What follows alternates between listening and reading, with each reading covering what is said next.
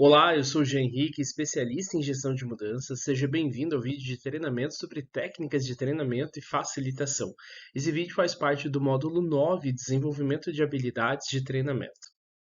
Nesse vídeo, nós falaremos sobre a importância das técnicas de treinamento e facilitação, a identificação das necessidades e características do público-alvo, adaptação do conteúdo e abordagem de treinamento conforme o público, a validação do acesso ao sistema quando se trata de treinamentos sistêmicos, receio das perguntas, tornando a primeira experiência mais confortável, como lidar com erros durante o treinamento, técnicas de andragogia, uso de exemplos, histórias, recursos visuais e atividades interativas para promover a participação, organização eficiente para treinamento, administração do tempo e dos recursos de treinamento e os 9 elementos das grandes apresentações inspiradas por Steve Jobs.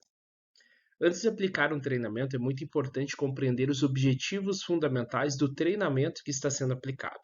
Não se trata apenas de transmitir informações, mas de criar um ambiente propício para a absorção do conhecimento. A identificação das necessidades e características do público-alvo é um passo crucial para o desenvolvimento de estratégias eficazes.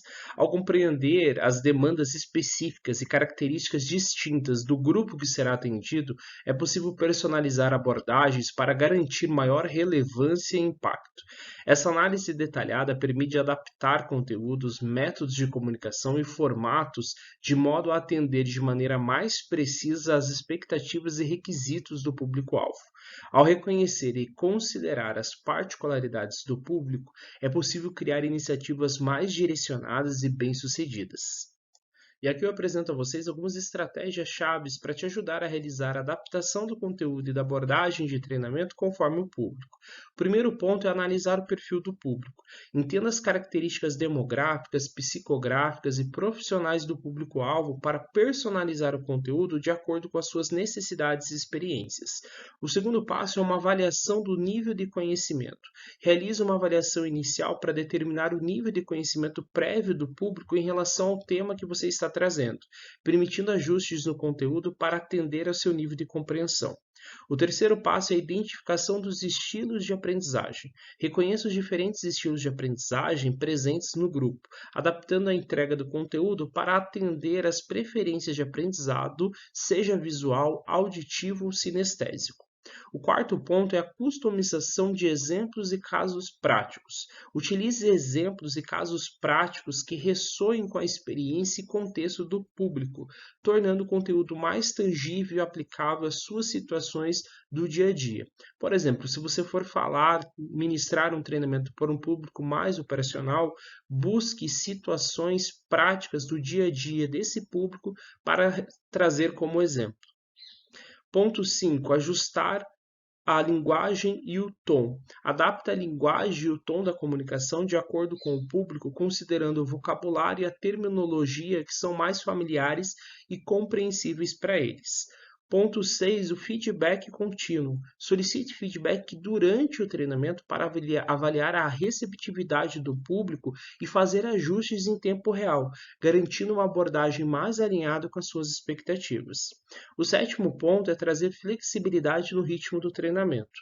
Esteja preparado para ajustar o ritmo do treinamento com base na compreensão e velocidade de assimilação do público, garantindo que todos possam acompanhar de maneira eficaz. Em treinamentos sistêmicos, é aconselhável incorporar planos de contingência para cenários dos quais o acesso ao sistema torna indisponível. Evite se limitar a uma única abordagem e esteja sempre preparado com um plano alternativo. Mantenha em mente a importância de um plano B para garantir a fluidez do treinamento diante de imprevistos relacionados ao acesso ao sistema. Outro ponto importante para considerar quando se trata de treinamento sistêmico é validar o acesso ao sistema antes de iniciar o treinamento. Certifique-se de que todos os participantes têm as credenciais corretas e acesso funcional ao ambiente online. Isso reduzirá contratempos durante a sessão de treinamento. Essa etapa ela garante que o foco seja na aprendizagem, não em problemas técnicos. Mas e se mesmo assim houver um erro? Os erros eles são inevitáveis, mas a maneira como os abordamos pode influenciar profundamente o processo de aprendizagem. Descubra abordagens positivas para lidar com erros, técnicas eficazes para corrigi-los e a importância de promover uma cultura de aprendizado contínuo, onde você possa transformar equívocos em oportunidades de crescimento. Não tive uma avaliação positiva do sistema apresentado no treinamento. Como que eu lido com isso? As críticas, elas são valiosas fontes de feedback. Lidar com críticas do sistema ao longo do treinamento pode ser desafiador, mas é uma oportunidade para a gente melhorar e ajustar o programa. E aqui eu apresento a vocês algumas orientações sobre como podemos abordar essas críticas durante o treinamento. E o primeiro ponto é manter a calma. Esteja preparado para lidar com críticas de maneira calma e profissional. Evite reações defensivas e mantenha a compostura. O segundo ponto é demonstrando empatia. Mostre compreensão em relação às preocupações ou frustrações dos participantes. Isso ajuda a criar um ambiente aberto para o diálogo. Terceiro, agradeça pelo feedback. Expresse gratidão pela contribuição dos participantes. Destacar a importância do feedback pode encorajar outros a compartilharem as suas opiniões. 4. Esclareça as dúvidas, certifique-se de entender completamente as críticas e, se necessário, peça esclarecimentos para garantir que você compreendeu corretamente as preocupações. 5. Registre essas críticas. Faça um registro das críticas para que você possa analisá-las mais detalhadamente após o treinamento. Isso vai ajudar na identificação de padrões ou problemas recorrentes. Sexto, e bastante importante, abrir para o diálogo. Encoraje o público a uma discussão aberta. Pergunte aos participantes se eles têm sugestões específicas para melhorias e como eles gostariam que certos problemas fossem abordados. 7. Forneça explicações. Se houver mal-entendido sobre o sistema, forneça explicações claras e informações adicionais para esclarecer quaisquer equívocos. E 8, prometa ações corretivas. Quando apropriado, indique que você está comprometido em realizar melhorias com base no feedback recebido. 9. Ajuste o treinamento. Depois de ter ouvido as pessoas e ter anotado todas essas críticas, é hora de realizar o ajuste no treinamento. Se essas críticas consistentes indicarem a necessidade de alterações significativas no sistema de treinamento, esteja preparado para ajustar o programa para melhor atender às necessidades dos participantes. Existe outro ponto também que pode acontecer ao longo do treinamento, que é o receio das perguntas por parte dos participantes. A ansiedade associada às perguntas que podem surgir durante o treinamento é uma experiência bastante comum. E para se sentir mais confiante e preparado diante dessas situações, é recomendado dedicar um tempo significativo ao estudo profundo do tema que será apresentado. Ao se preparar, questione-se sobre as possíveis perguntas que seu público poderá formular durante a ministração. Registre as questões mais relevantes e reflita sobre as respostas que você forneceria. É crucial considerar todas as potenciais perguntas, evitando subestimar a capacidade do seu público. Aborde esse processo como uma oportunidade para aprimorar a sua compreensão do tema e a habilidade de comunicar informações de maneira clara e eficaz. Ao antecipar e responder proativamente às perguntas, você não apenas fortalece sua confiança, como também eleva a qualidade da interação com os participantes, contribuindo inclusive para um ambiente de aprendizagem mais enriquecedor. Outro ponto bastante importante é a metodologia usada para ensinar adultos. A andragogia é o termo utilizado para descrever práticas e a arte de ensinar adultos. Diferentemente da pedagogia, que se concentra no ensino de crianças, a andragogia aborda os princípios e métodos específicos de instrução voltada para adultos. Principais características da andragogia incluem necessidade de saber. Os adultos eles precisam saber por que necessitam aprender algo antes de começar a aprendê-lo.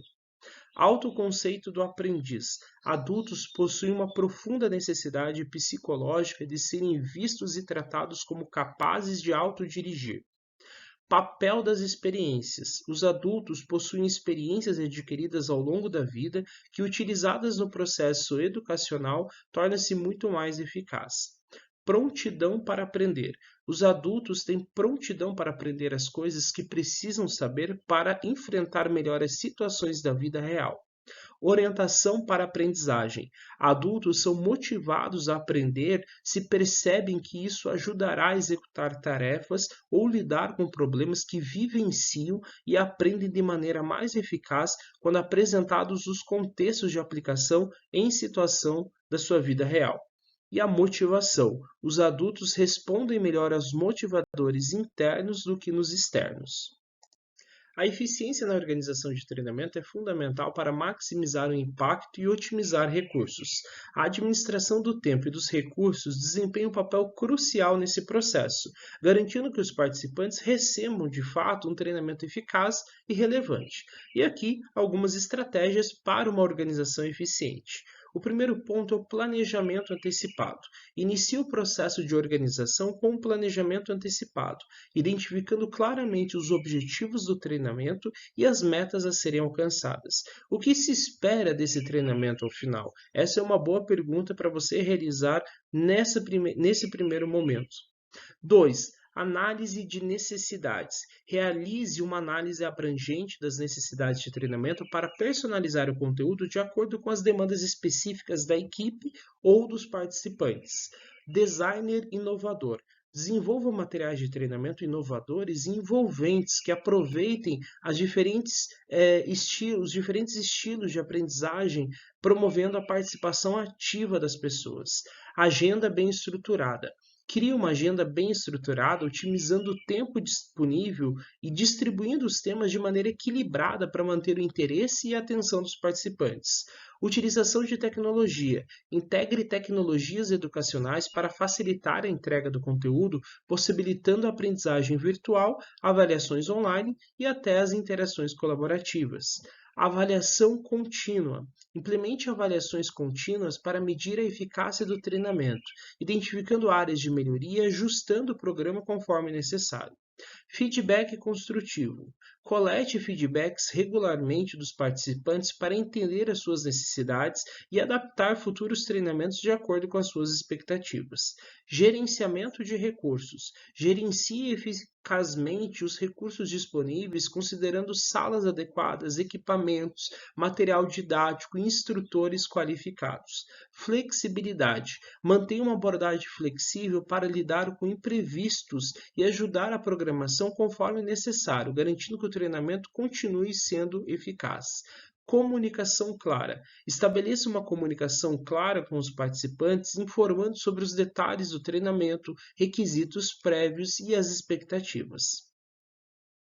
E aqui eu separei algumas dicas bônus para você surpreender nas suas apresentações. Elas foram inspiradas em Steve Jobs, um dos maiores oradores da história. Os roteiros persuasivos eles incluem 9 elementos comuns. Considere incorporar cada um desses componentes antes mesmo de abrir seu software de apresentação, quer você trabalhe com PowerPoint, Canvas, Keynote ou outro software de designer. O primeiro ponto é desenvolver um slogan. Qual é a grande ideia que você quer transmitir para a sua plateia? Ela deve ser curta, em torno de 140 caracteres ou menos, inesquecível e redigida na sequência sujeito, verbo e objeto. Quando Steve Jobs apresentou o iPhone, ele exclamou: "Hoje a Apple reinventa o telefone." E isso é um slogan. Os slogans eles chamam a atenção da plateia e motivam as pessoas a escutá-lo. Depois de ter desenvolvido o slogan, é hora de escrever uma declaração de amor. Aristóteles, o pai da oratória, acreditava que os oradores de sucesso eles devem ter pathos, ou seja, paixão por seu assunto. Poucos comunicadores manifestam entusiasmo a respeito do seu tema. Steve Jobs exibia com entusiasmo quase que eufórico toda vez que ele fazia uma apresentação. Dedique alguns minutos desenvolvendo uma declaração de amor, complementando a seguinte frase: "Eu estou apaixonado por esse, pode ser um produto, empresa, empreendimento, recurso, pois ele..." E aí você vai colocar o que isso representa. Depois de ter elaborado a sua declaração de amor, não se acanhe e compartilhe essa mensagem. Terceiro ponto, 3 mensagens básicas. Agora que você decidiu sobre seu título e a sua declaração de amor, escreva as 3 mensagens que você quer que a sua plateia receba. Elas devem ser lembradas com facilidades, sem a necessidade de consultar anotações. Seus ouvintes somente conseguem lembrar-se de 3 ou 4 pontos na memória recente. Uso de metáforas e analogias. Enquanto você cria as mensagens básicas e os pontos de apoio, decida a respeito dos recursos retóricos que tornarão a sua narrativa mais atraente. De acordo com Aristóteles, a metáfora é de longe a coisa mais importante. Uma metáfora, uma palavra ou frase que denota uma coisa que é utilizada para designar outras para fins de comparação, é uma ferramenta persuasiva nas melhores campanhas de marketing, propaganda e relações públicas. Profissionais de venda geralmente são adeptos às metáforas esportivas. Estamos todos jogando no mesmo time, ou isso não é uma partida amistosa, é um jogo de verdade. Embora as metáforas esportivas funcionem bem, desafie-se a desprender do que a plateia espera. Demonstrações. Jobs dividiu os holofotes com funcionários, parceiros e produtos. As demonstrações constituíam grande parte de suas apresentações. É importante refletir: seu produto presta-se de uma demonstração? Se sim, crie um roteiro para ele na apresentação. Sua plateia ela quer ver, tocar, sentir seu produto, seu serviço. Dê vida a ele.